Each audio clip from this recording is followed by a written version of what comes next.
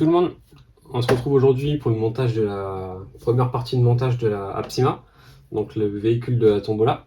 Donc vu que j'ai tout reçu hier, j'ai commencé à préparer 2-3 trucs, histoire de pas trop galérer à chercher. Et on va se taper le montage ensemble, du coup. Donc le petit 2SD, toute propre, toute neuve. Alors on va avoir la radio. Je vais avoir besoin du manuel pour le Vario. Les piles, je prendrai les miennes pour l'instant. Là. Récepteur, cerveau et deux récepteurs parce que je les ai mélangés comme un couillon. Peut-être que ça va me servir pour faire un truc. Le petit moteur. On a de la pignonnerie, cerveau. Et on est tout bon. On est tout bon. Et je vais aussi prendre ça pour voir ce que ça va donner là-dessus. Donc les pneus que Mani nous a envoyés. Donc là on a les Proline. Là on a les... Je ne sais pas. Il faut d'ailleurs je lui pose la question de ce que c'est exactement. Donc là on a ceux-là. On a les autres Proline. Alors ceux-là quand je les ai montés vite fait hier là, ils sont pas encore collés. Donc il faut que je commande de la glu. Mais la gomme elle est ultra tendre. J'ai presque, je crois que j'ai jamais vu aussi tendre que ça. Donc là les deux petits avant. Et voilà.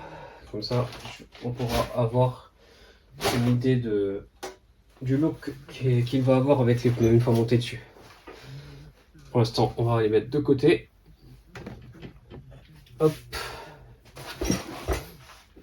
Et on va commencer par le cerveau. Donc, son cerveau règle. Ah, ça, j'avais pas vu. Il est réglable, donc ça, c'est vraiment cool. J'espère juste que. S'il te plaît. Et bon. Ah, j'avais peur que ça ne soit pas le même nombre de dents. Yeah.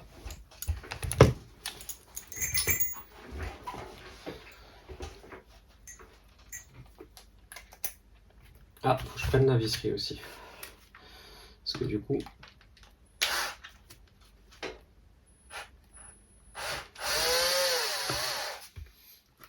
Parce que du coup, elle est pas livrée avec.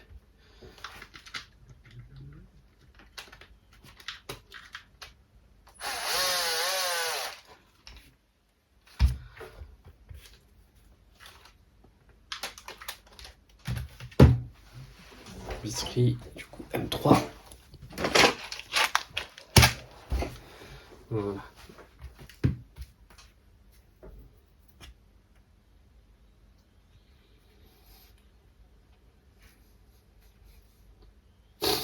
Wow. Je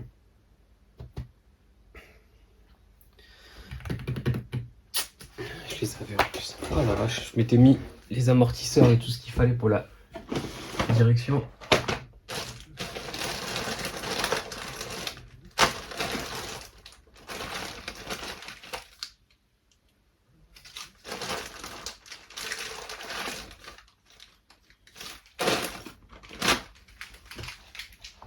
Hop.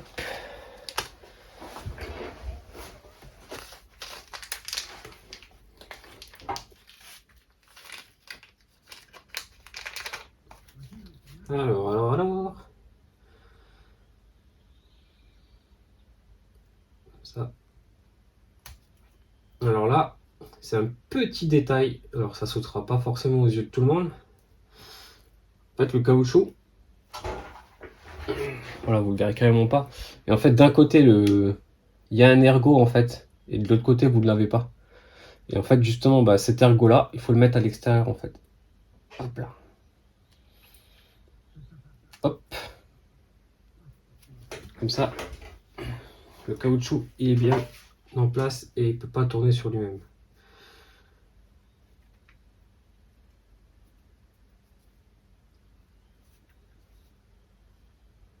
Alors, je vais passer mon temps à me moucher.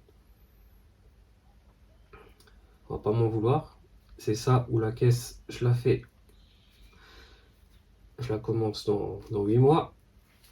Et j'avais quand même envie de la faire gagner avant Noël. Donc là, on est là. Donc, comme ça. Et comme ça. Donc là, il faut du 10.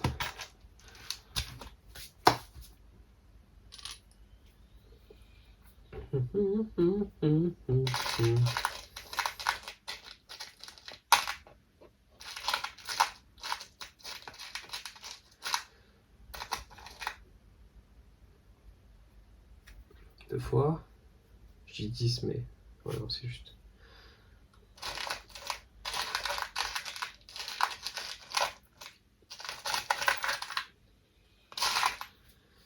Bien là, toi. La prochaine commande que je fais, je prends mon temps et je trie les vis. Parce que là, il y a vraiment une perte de temps énorme à chaque fois. Et c'est pas grand chose, mais c'est pas le truc le plus passionnant qu'on peut avoir.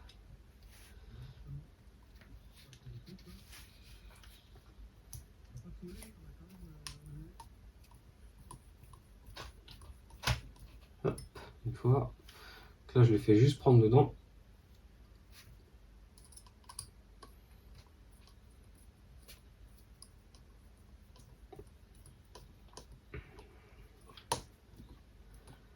Voilà.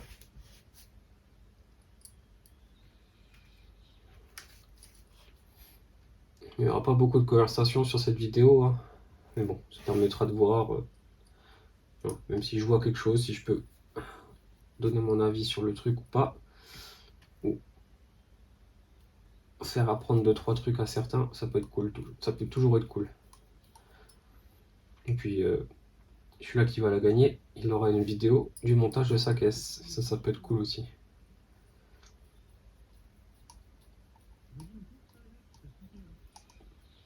Hop.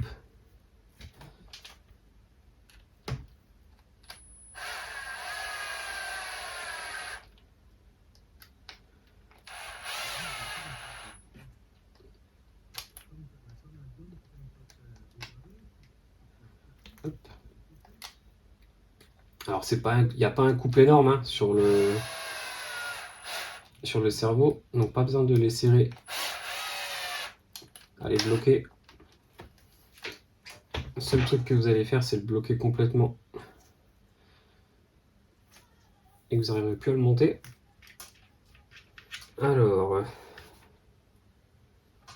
est-ce que je vais réussir à la développer tranquillement? Bien sûr. Haha. Bon, c'est pas grave pour l'instant. Ouais. Haha. Alors là, ce que j'aime bien faire, c'est prendre des vis en M3, mais en tête CHC. Du coup, on peut serrer un peu plus fort, sans non plus y aller comme un bourrin. Et là, comme par hasard, ce que je veux, je vais pas le trouver.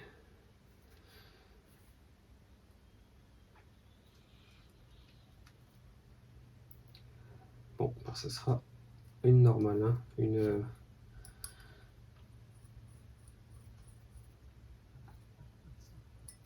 Hop. Voilà. Bon, ça va rester comme ça pour l'instant. Là,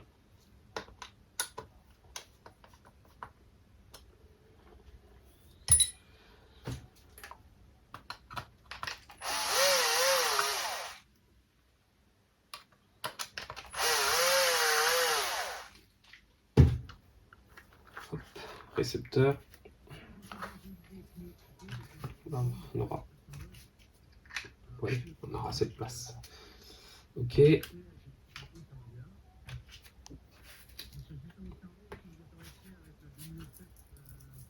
Là, on aura normalement plus besoin de ça. On va se le mettre là de côté. Faire un peu de place là. Donc là, on est bon. Alors, le moteur. Donc là, on va avoir l'accès de l'autre côté. Ok. Donc là, on a les deux petites vis du carter. On l'a transmis.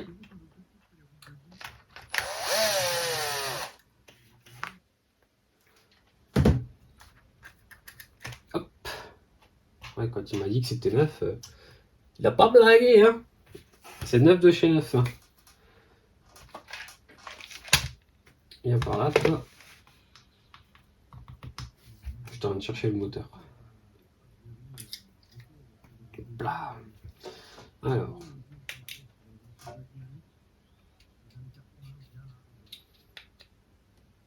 Il est vraiment neuf de chez neuf, hein, celui-là. C'est ouf. Ouf. Donc, bon, déjà on passe, on est bon. Alors.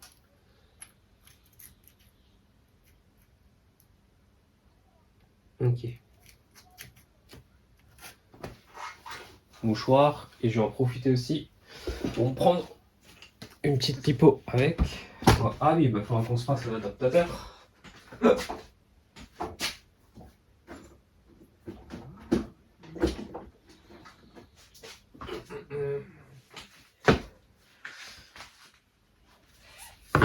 On a la lipo.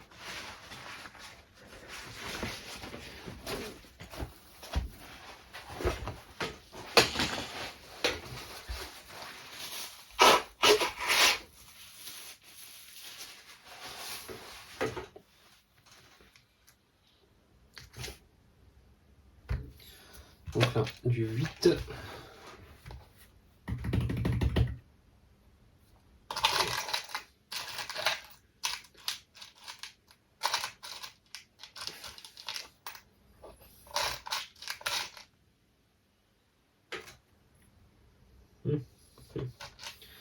Est-ce que...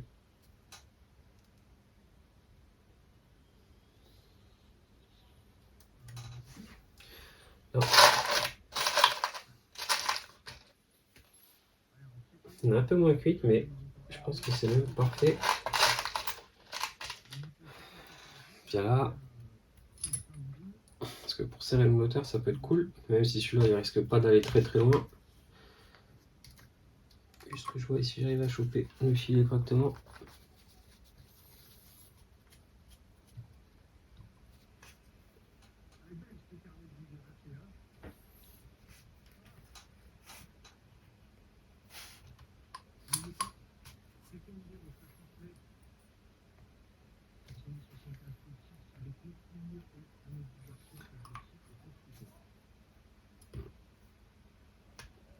Ok.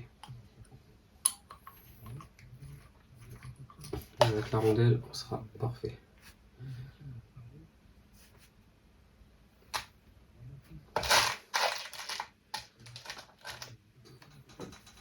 Une fois.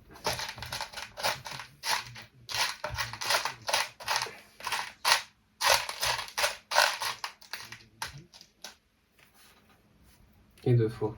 Nickel. Alors, je vais commencer avec le petit pignon aussi.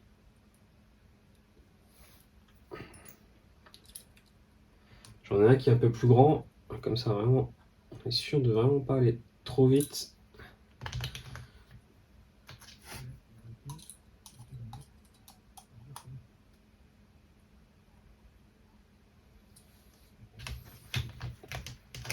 Est-ce que... Ah ah.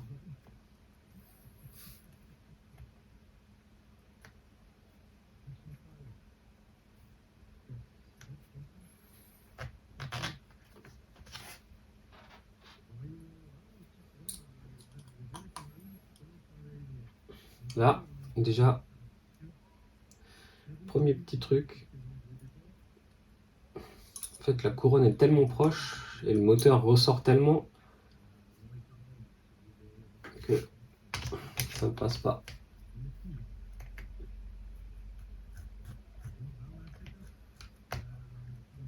Non. Non, non, non. Ça ne passera pas comme ça. Donc, je suppose que ça va servir à ça. le petit millimètre là que j'ai récupéré, c'est censé m'aider. Bon, pour l'instant, je ne monte pas avec le frais filet, vu que je suis en train de voir comment ajuster tout ça.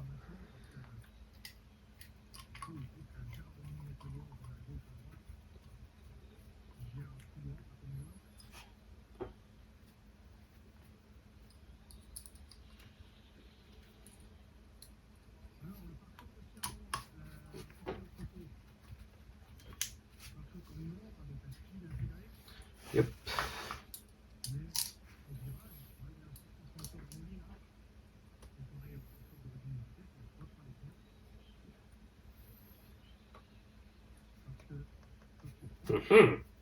Alors là,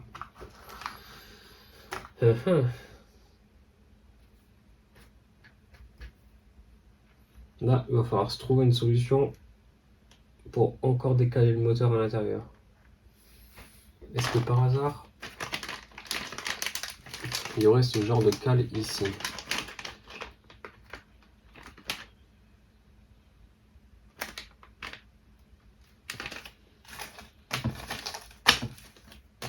Non,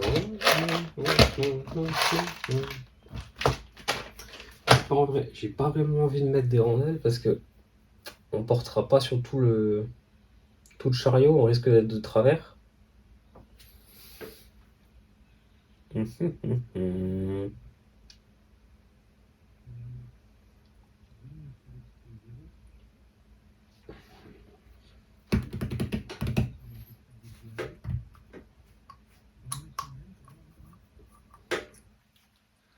Je vais voir si j'arrive à me trouver.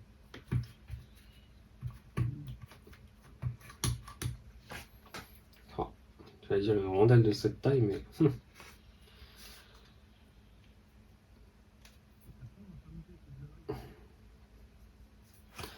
Bon, je vais arrêter là, déjà.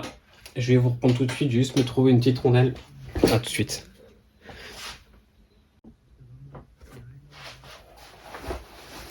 Yo, on se retrouve pour la suite du montage du coup. J'ai juste trouvé du coup une rondelle qui avait parfaitement le diamètre de la sortie du moteur là. Donc du coup elle vient se poser parfaitement dedans. En largeur on était un poil de trop large, donc du coup je lui ai juste mis un petit coup de mes plats de chaque côté. Donc du coup on peut arriver à le monter dessus. Alors c'est pas un gros moteur, donc je pense pas que ce soit hyper important de prendre sur toute la surface du moteur. Si je vois que ça commence à bouger au premier essai, quoi que ce soit, je trouverai une autre rondelle que du coup qui a la taille, je l'ai déjà à côté, elle est là. La rondelle là, elle a pile la taille du moteur à l'extérieur. Donc du coup, on fera l'inverse. Elle sera une taille complète, hein. Et du coup, on refera juste les perçages, on laissera juste la place qu'il faut pour avoir les vis qui passent au travers de celle-là. Mais je pense que ça devrait faire largement le job. Donc là, on était là. On a les vis qui vont avec du coup aussi, parce que on est un peu plus loin aussi au niveau des filets. Et on va mettre l'autre pignon parce que le pignon que j'ai là-bas, il me pose problème. Il est trop petit. Et en fait, le BTR vient taper dans la... Comment ça s'appelle? Dans la couronne. Donc...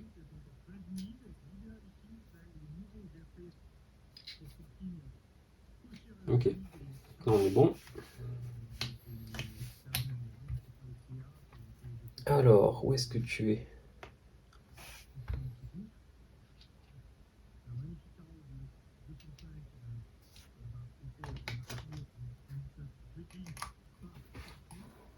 Hop. Alors, il faut voir aussi si le moteur il n'est pas bloqué par les BTR. C'est pour ça que je les serre à la main. Pour être sûr qu'on est bon.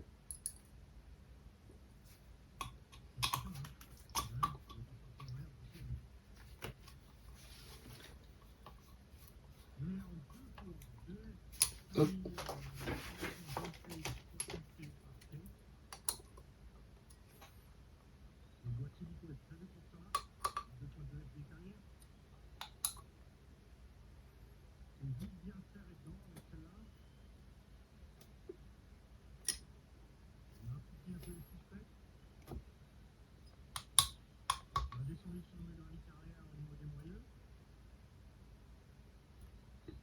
Là.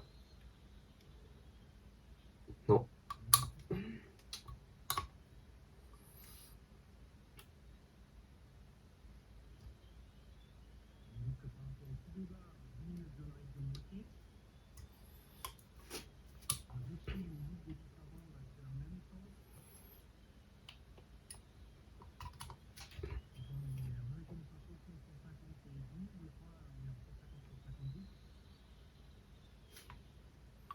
Là.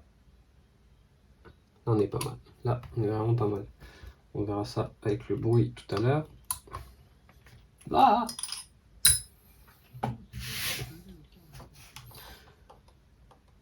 Ouais, on ne devrait pas être trop mal.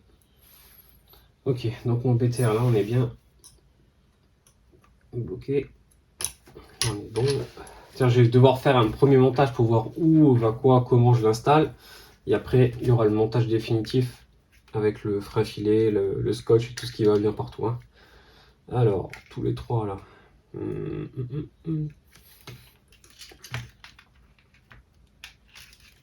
Hop.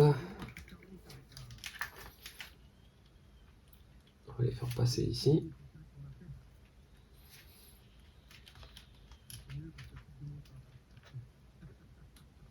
Tac. Oh, l'interrupteur il est énorme. Proportionnellement à la voiture, il est énorme. Là, on peut venir ici. Là, on a de la place pour passer. Il n'y a rien du tout. Alors là. Bon, bah là, pareil, il va falloir faire un petit peu de place pour passer le câble jusqu'au récepteur. Pour qu'il passe bien proprement dans la petite gorge là qui est prévue pour.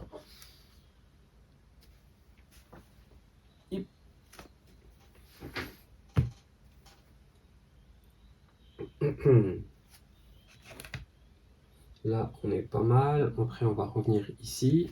Notre récepteur qui va se placer par là. On devrait être pas trop mal. Alors maintenant, ça va être un des moments chiants. Je vais devoir lire toute la notice pour voir alors comment, sur lequel je dois le brancher si je veux l'utiliser du coup en charbon. Ce qui est marrant, ou pas. Ah si, ça va. Là, elle est en allemand. Et là, elle est en anglais, ça va. J'ai eu peur au début, je pensais qu'elle était que en petit chinois. Et là, ça aurait été vraiment rigolo. Là. Donc pareil, je vais vous lâcher 5 minutes. Je vais faire l'emplacement du coup avec la machine ici pour faire passer le câble, histoire que je vous pète pas les oreilles avec ça. Je vais lire la notice et je vous reprends dès qu'on fait le câblage et le premier test. Je vais en profiter aussi pour me faire l'adaptateur parce que j'aurais pas cette cosse là. Je vais me faire un petit adaptateur pour passer sur les EC5. Allez, à tout de suite.